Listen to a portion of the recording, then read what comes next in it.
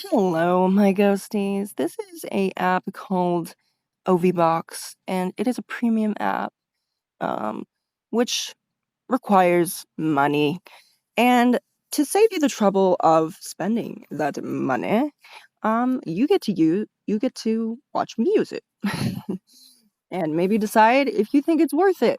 If not, uh, yeah, nothing lost there. You don't have it, you don't have it. Problem solved. So we've got a true and false meter, which means so when things it reads the EMF waves in the air, which I don't believe phones can do, but then again, I could be wrong. Technology has progressed. And we have phonetics, which uh this is an interesting feature within a lot of paranormal apps. Some are just solely this. It's where you hear like these disembodied voices, and you can hear little snippets of words and conversations, rather than just a word with an automated voice. These may be synthesized, but literally what you're doing, it's almost like an eavesdropping device. And the only thing I don't like about this is because some of it doesn't come out, it's not very clear. Like in the beginning it's really good, and then you're like, oh yeah, you're saying my name, and you're saying, yeah, and that's the name of my doll, and oh yeah, that's what's in my closet, and it's working. But then after a while, um it gives you a headache because you can't really hear it. um the the words you can't really hear if you were just, turning your sound up on your phone. So the only thing you can do is put your headphones on, and after a while, that is an absolute headache. And at that point, you're not worrying about what they have to say. You're worrying about getting ibuprofen at that point, and that might not be something that you want to do. So we've got the record button, which is very nice. This is a very nice, you could actually get some, you know, actual evidence of a spirit talking to you, uh, which doesn't happen all the time.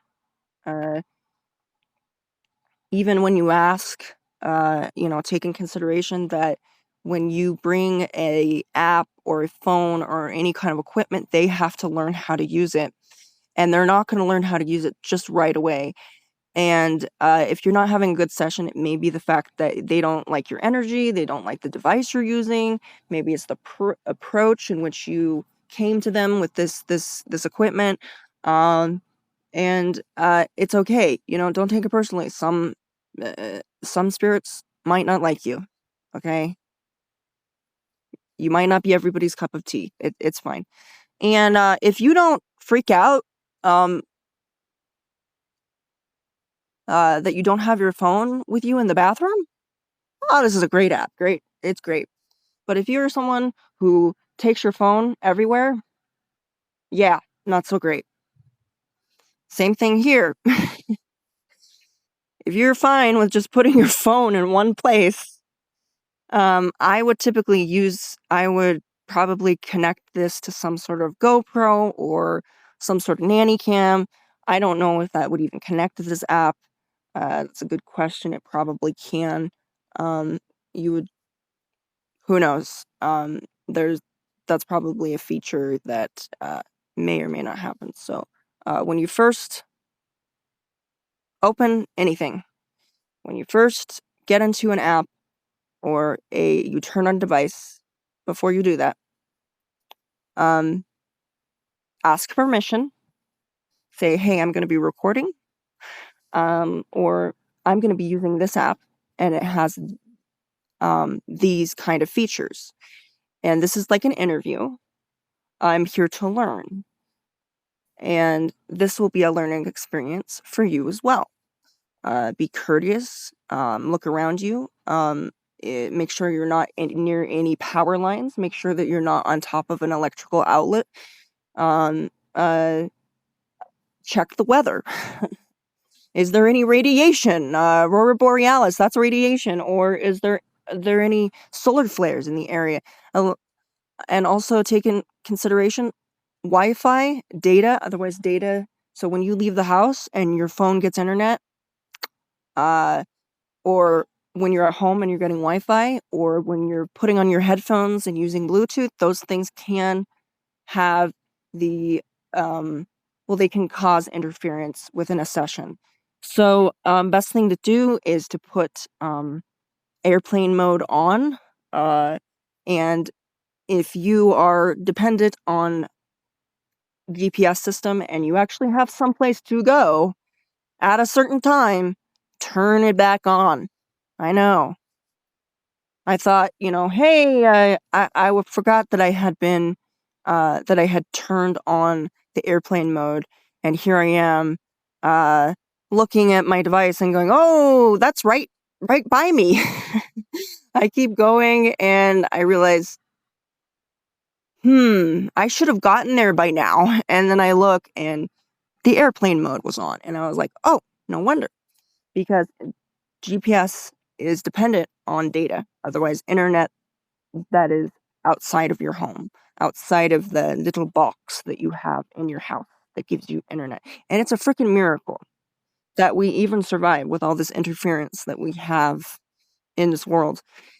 And the fact that we can even communicate with entities or spirits or ghosts or whatever you think they are is a miracle within itself.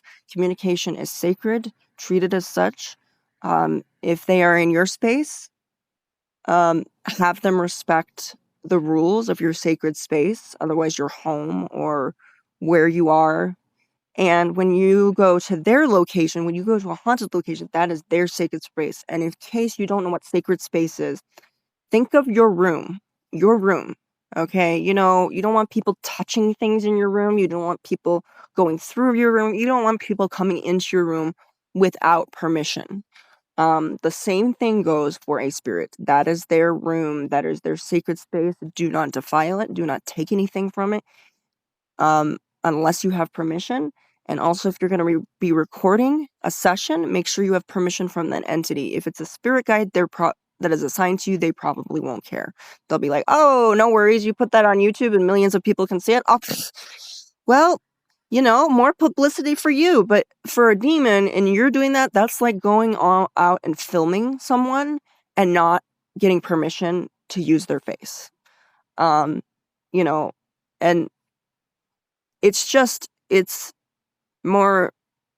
it's logical, it's moral, and it's the right thing to do.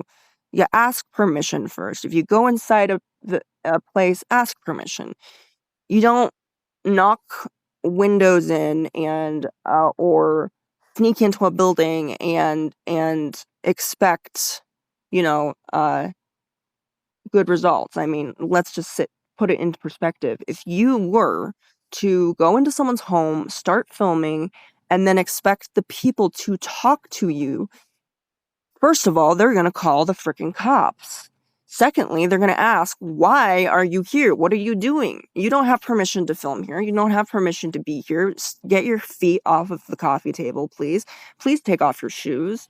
You're not respecting the rules of the home. And if someone invites you into their home, best thing is to respect the rules of that home, which means you ask if you can put your feet on the coffee table. You ask, hey, should I take my shoes off? Or if you're going to someone's home, you might say, oh, you know what? Here's a gift. Same thing. That's all that is.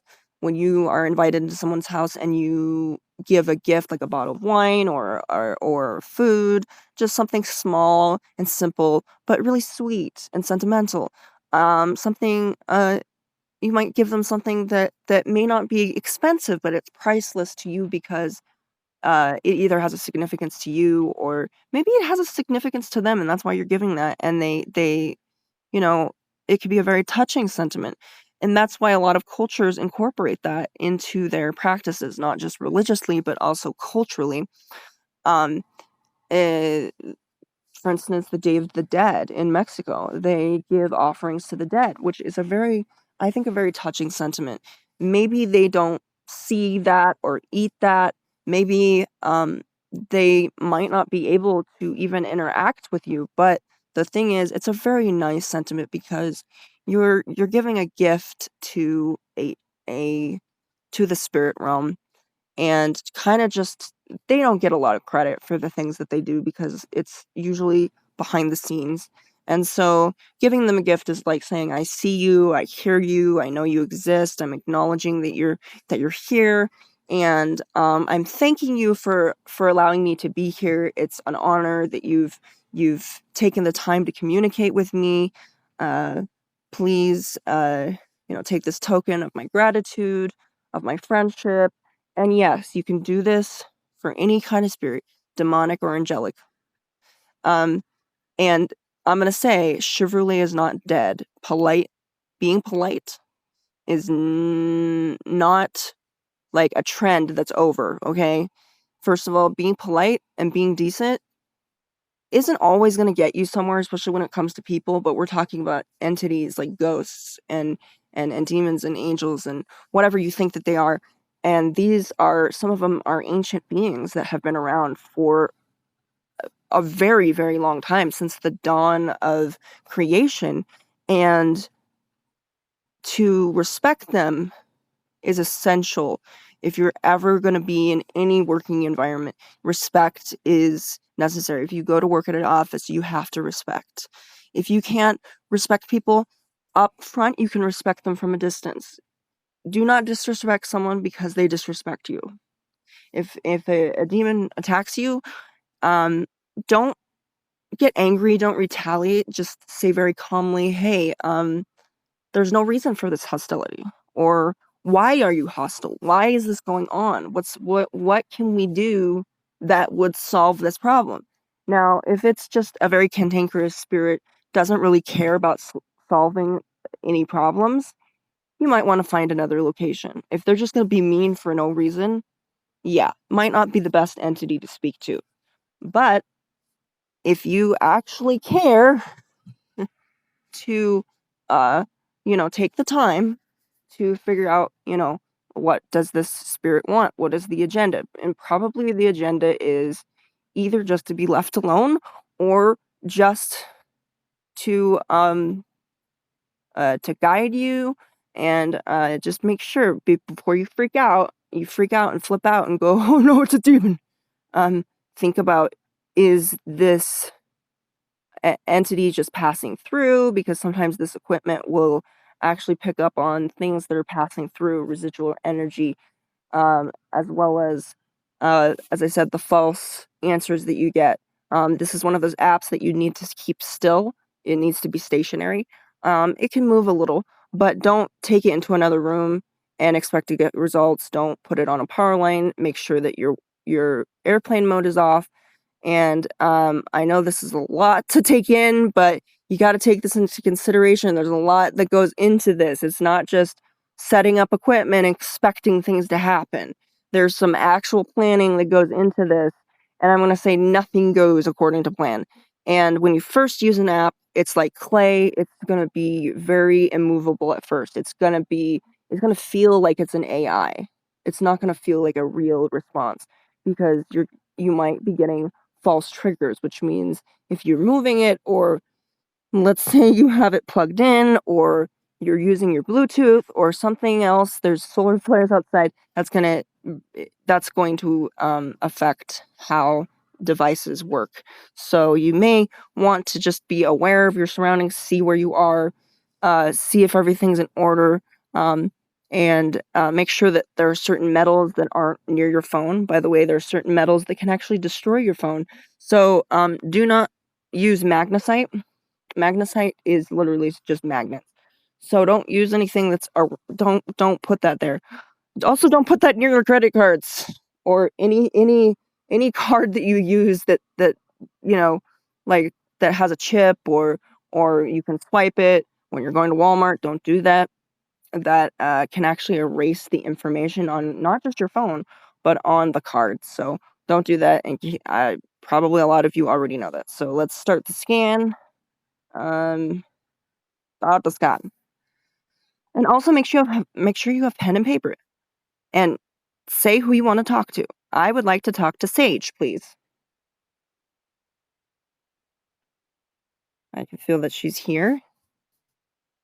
And also be patient. Action. Action!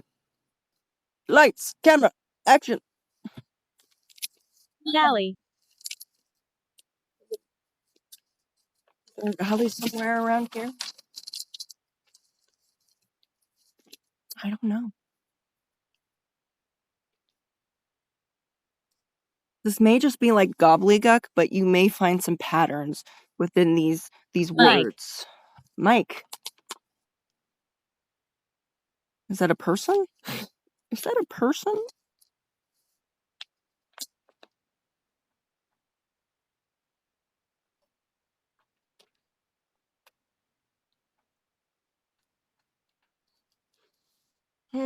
I might have known someone named Michael.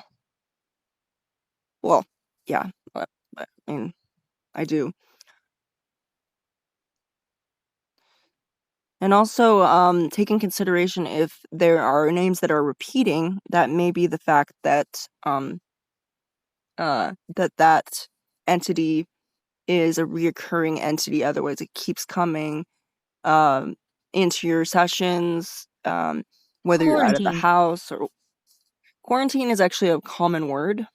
I don't know how common it is, the likelihood of that word to show up. Quarantine could mean isolation. So isolation, I think that's just what that means, isolation. It's definitely some isolation right there, because I don't know, it's been. So that may be referring to me or to them. Maybe I don't know if they're isolating. So it's definitely a fun little game. Well, it's like a fun thing to do, to figure out what they're saying, and you kind of have to use your imagination and know that they have so many words that they can use, and they have to go through every one of those words. Every Derek. word from 4,000 to 10,000 words, depending on Much. depending on what system you're using. And there are actual word banks in the paranormal apps that you can actually add more words to, which is a very nice feature. I don't think that we have this in this particular one. But hello, Derek. Hello, Mike. Also, make sure you acknowledge spirits as they come in.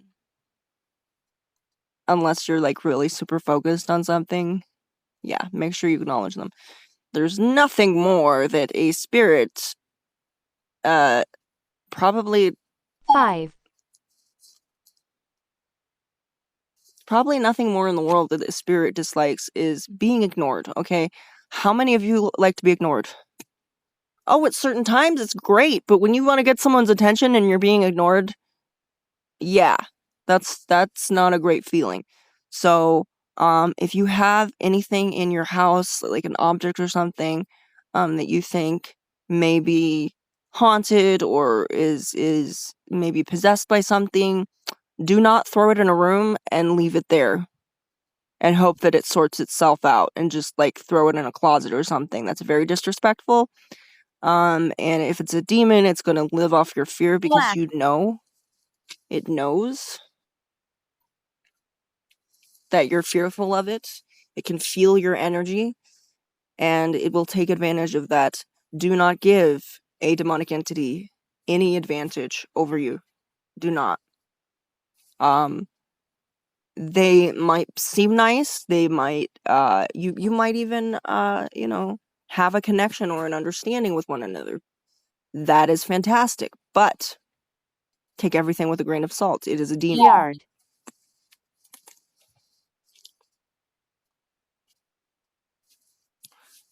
But on the other hand, don't expect the worst from a demon, because as I said, from what I've seen,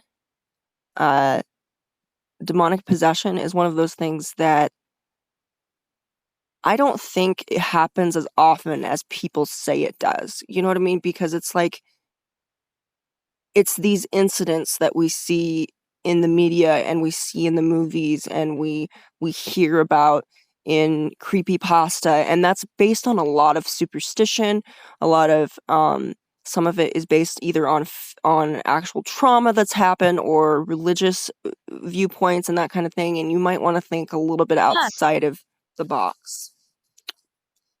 Probably. Probably, yeah. And the more you use any app, the better it's going to become, because it's if you're a spiritual person, it's getting used to your energy, and the entities are getting used to your energy, and they're learning how to use it, and you're learning how to use it, and eventually there will be this synonymous relationship between you. But do be vigilant, but don't be hyper vigilant. Be aware of your surroundings, but don't be hyper focused on the negatives, which a lot of people have just put on the internet. And I mean, when I looked up looked up Ouija boards, because I wanted to learn how to use one properly and safely, there were so many horror stories, and I think but from learning the people that actually do this and have positive experiences from it, they said, yeah, it's all about your intention. It's about the energy that you put into that session. And if you don't believe it, nothing's going to happen. And another thing is, if you think that something bad is going to happen, it probably will. It's just like if you Intention. It's called a yes, exactly. And also, if you're in a bad headspace, a dark headspace, maybe it's not very healthy kind of headspace, you sometimes attract that energy. It doesn't necessarily happen all the time. Sometimes nothing will happen, okay? Yes, you can put the planchette on the board. Yes, you can do it in a graveyard. Manifest, yes. You have to manifest, exactly. See, Sage gets it.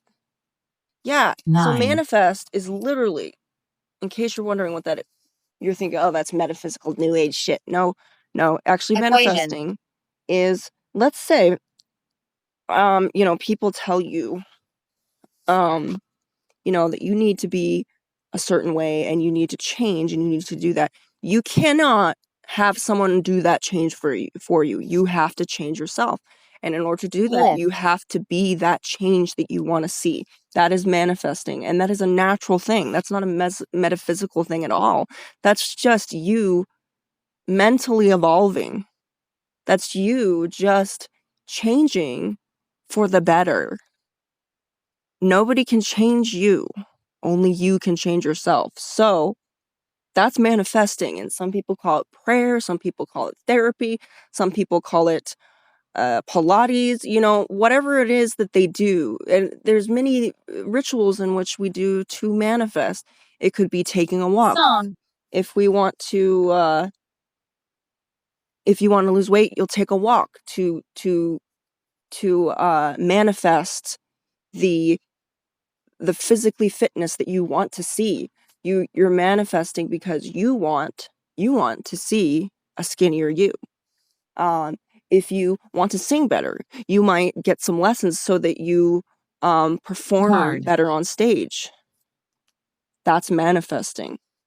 So instead of going off and saying, "Oh, yeah, that's just weird," no, it's not. In fact, a lot of therapies and a lot of psychological, stuff that is in psychiatry is actually things that we can do on our own. So when a therapist or a psychiatrist says, okay, do this and this and this, it kind of defeats the purpose, because you're like, okay, well, you're telling me to do this and this and this, and you're doing this for me, but like, I can do this on my own. And it's true. All psychiatrists and doctors those are the expert opinions. They might give you a little bit more information about what you're doing in your life. Now, can they solve all your problems? No. Do they know everything? No.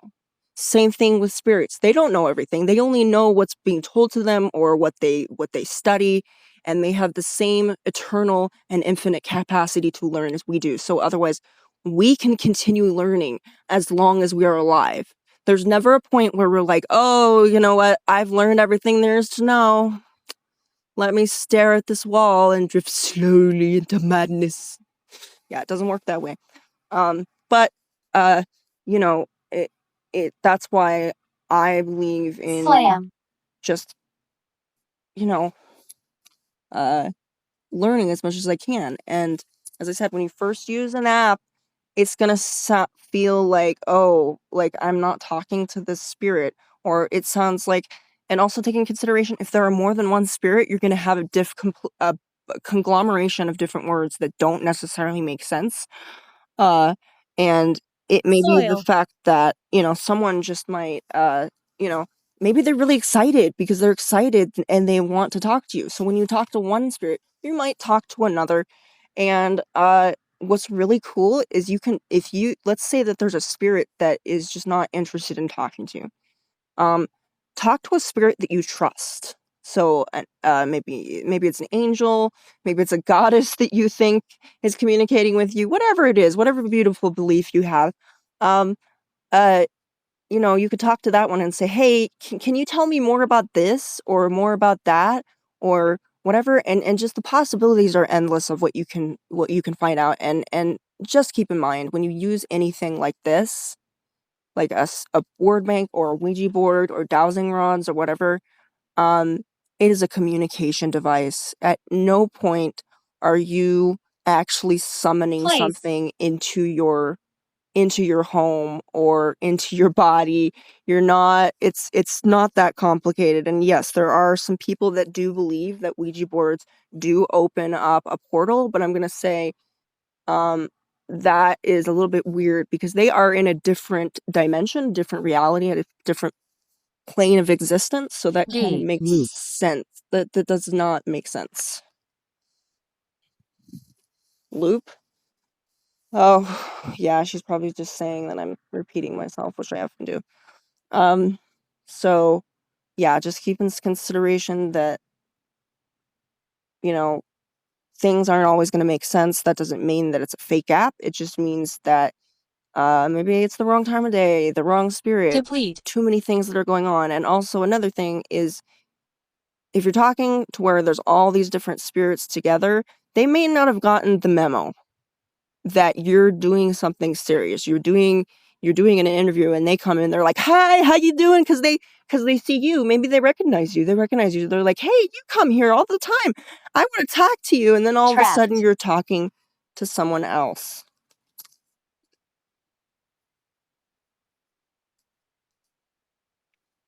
And it's really up to you to find out what's legit and what works for you. That's a preference for you. You may find, like, I've seen actual apps, like when I was first looking for ghost hunting apps, I saw these apps that supposedly the professionals had developed and made, and I used them, and they didn't work. They didn't work for me.